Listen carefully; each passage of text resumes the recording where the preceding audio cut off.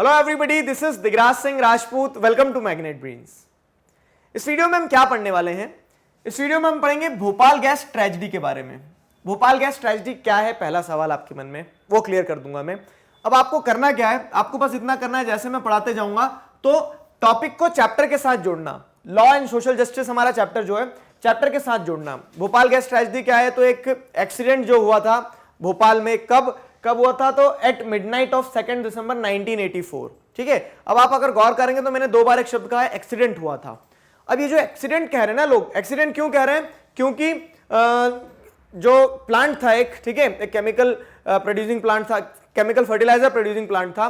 तो वो प्लांट में क्या होती है, गैस लीक हो जाती है। ठीक है, तो लोग कहते हैं कि अब गैस लीक हो गई, उसमें क्या कर सकते हैं, वो एक एक्सीडेंट है। लेकिन मैं ऐसे कहूंगा ये एक्सीडेंट नहीं था। क्यों नहीं था, आगे डिस्कस करते हैं। देखो तो पूरी आउटलाइन समझाता हूं पहले क्या है। तो एट मिडनाइट ऑन 2 दिसंबर 1984, इस दिन क्या होता है? इस दिन भोपाल में, भोपाल का है मध्य प्रदेश में, मध्य प्रदेश इंडिया में है, ठीक है। और अगर सीधे जाना है भोपाल में तो मैं भोपाल में हूं, ठीक है, ये वीडियो भोपाल में शूट हो रहा है, क्लियर। तो अब क्या होता है, भोपाल में highly poisonous gas methyl isocyanide, ठीक है, MIC, leaked in union carbide UC, an American pesticide producing company. क्या होता है कि एक अमेरिकन कंपनी थी यूनियन कार्बाइड, तो यूनियन कार्बाइड जो कंपनी थी उसका प्लांट कहां लगाया गया है? इंडिया में, ठीक है, इंडिया में, मतलब वहां पे प्रोडक्शन होने वाला है। क्या प्रोड्यूस करते थे? तो पेस्टिसाइड प्रोड्यूस करते थे, पेस्टिसाइड्स के फर्टिलाइजर्स वगैरह ये प्रोड्यूस किया जाता था। अब क्योंकि पेस्टिसाइड्स फर्टिलाइजर्स वगैरह केमिकल प्लांट होते हैं, सारे केमिकल का यूज किया जाता है, तो वहां पे गैस का यूज होता था मिथाइल आइसोसाइनाइड का, ठीक है। मिथाइल आइसोसाइनाइड जो है तो ये एक हाईली पॉइजनस गैस होती है, ठीक है, इनहेल कर लोगे तो मतलब जहर का काम है, जैसे जहर मुंह से खाते ना, ये सांस से चले जाएगी। तो एक हाईली पॉइजनस गैस थी। अभी क्या होती है, लीक होना स्टार्ट होती है रात में 2 दिसंबर लगभग 12:30 बजे के आसपास क्या होता है, गैस लीक होना स्टार्ट हो गई है। तो उसके चलते क्या होता है, उसके चलते बहुत सारे लोगों ने सफर किया। क्यों? क्योंकि जब गैस मतलब उस दिन रात में क्या होता है कि लोगों ने धीरे धीरे सोए थे, सब 12:30 बजे तो सो जाते हैं ना। अब क्या होता है, रात में लोग सोए हुए थे तो उन्होंने देखा कि यार कुछ फ्यूम्स आ रही है, ऐसी एटमॉस्फेयर जो है तो वो क्या हो रहा है, थोड़ा सा फॉगी सा हो गया है, और जो इनहेल कर रहे हैं लोग तो खांसियां चलना चालू हो गई, ठीक है, सांस लेने में प्रॉब्लम जा रही है, लंग्स फूलने लगे, ये सारी दिक्कतें होने लगी। तो लोगों ने जब बाहर निकल के देखा तो सारा धुआं था, और जो लोग पास में थे, जो प्लांट था यूनियन कार्बाइड का, भोपाल ओल्ड सिटी के उधर है, ठीक है, तो वहां पे लोगों ने क्या करना स्टार्ट कर दिया, सफर करना स्टार्ट कर दिया। लोगों को इनहेल करने में, ऑक्सीजन इनहेल करने में प्रॉब्लम्स होने लगी। ठीक, सुबह तक ये एक मौत का तांडव बन चुका था, बहुत सारे लोगों की डेथ हो गई, खास करके बच्चे वगैरह जो थे उनकी डेथ हो गई, ठीक है, बुजुर्ग जो थे उनकी डेथ हो गई। बाकी कुछ लोगों की क्या हो गई कि आंखों की रोशनी चली गई है, कि ठीक है, कुछ लोगों को किसी ना किसी तरह की रेस्पिरेटरी प्रॉब्लम हो गई है। अगले दिन इतनी सारी डेथ हो गई कि मास क्रिमिनेशन करना पड़ा। मास क्रिमिनेशन मतलब क्या है कि एक साथ बहुत सारी अस्थियां जलाना पड़ी, ये सारी समस्या हुई। और चीजें वहां पे खत्म नहीं हो गई, उसके बाद में भी क्या हुआ, उसके बाद में भी जैसे जो बच्चे बाद में जन्म लेते रहे, मतलब मान लो कि कोई एक विक्टिम था कोई भोपाल गैस ट्रेजेडी का, उस इंसान ने इनहेल करी थी मिथाइल आइसोसाइनाइड, तो अब क्या होता है कि उसके जीन्स में, उसके ब्लड में, उसके सेल्स में चले जा चुकी है वो मिथाइल आइसोसाइनाइड। तो बाद में जो बच्चे जन्म लिए होंगे वो बच्चे भी क्या है, तो they were born with some defects, ठीक है, तो किसी ना किसी प्रकार की बीमारी, किसी ना किसी प्रकार के अंग की कमी के साथ में बच्चों का जन्म हुआ। अब ये इतना कह सकते हैं एक तरह से एक ये ट्रेजेडी ही रही ना, भोपाल गैस ट्रेजेडी जो कह रहे हो, तो एक हादसा है, तो बहुत बड़ा हादसा है, लेकिन इस हादसे को आप एक्सीडेंट का नाम देके इग्नोर नहीं कर सकते हो, ठीक है। This disaster was not an accident, इसे एक्सीडेंट नहीं बोलोगे आप। क्यों? क्योंकि एक्सीडेंट वो होता है जो आपके जानने के बिना होता है। समझना इस चीज को। एक्सीडेंट क्या होगा कि आप गाड़ी चला रहे हो, आप ऐसा होता है कि गाड़ी चला रहे हो, जानबूझ के ठोकोगे, बोलोगे अरे यार एक्सीडेंट हो गया, जानबूझ के नहीं ठोकोगे ना। क्या होता है कि जो आप नहीं जान रहे हो और तो हो गया, मतलब आपको पता नहीं है, गलती से आपकी गाड़ी में टक्कर हो गई किसी की, तो वो एक्सीडेंट कहलाएगा।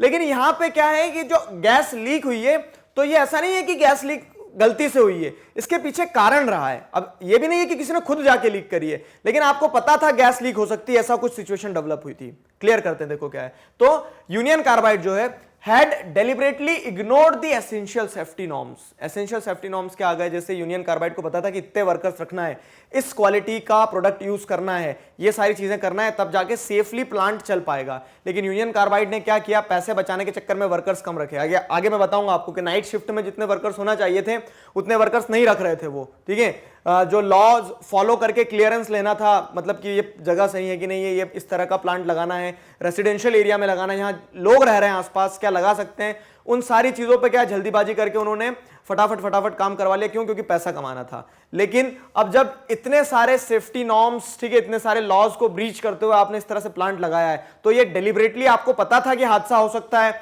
फिर भी आपने उस चीज को आगे बढ़ाया, तो ये एक्सीडेंट कैसे कहलाएगा बताइए? मतलब ये तो क्या होता है, जानते बूझते हुए आपने गलती करी ना, तो उस सेंस में क्या इसे आप एक्सीडेंट नहीं बोलोगे। आया समझ में? तो despite all this it refuse to accept its responsibility. चलो ये सब कुछ हो गया, लेकिन बंदा मानने को ही नहीं तैयार है, ठीक है, यूनियन कार्बाइड इस चीज को मानने को ही नहीं तैयार है कि ये उनकी रिस्पॉन्सिबिलिटी या फिर जो हुआ है, जो ट्रेजेडी हुई है, तो उसमें उनकी गलती हो कहीं ना कहीं, ठीक है। वो बोलते हैं हमारे प्लांट से गैस लीक हुई है, चलो ये तो मान लिया, लेकिन हमारी कोई गलती नहीं है। तो वो क्या है, अपना पल्लड़ा साफ करने लगे वहां पे। फिर क्या होता है, जैसे अब गवर्नमेंट ने, इंडिविजुअल्स ने, जैसे आप यहां पे देख रहे हो ना कि बहुत सारे लोगों ने प्रोटेस्ट करना स्टार्ट कर लिया।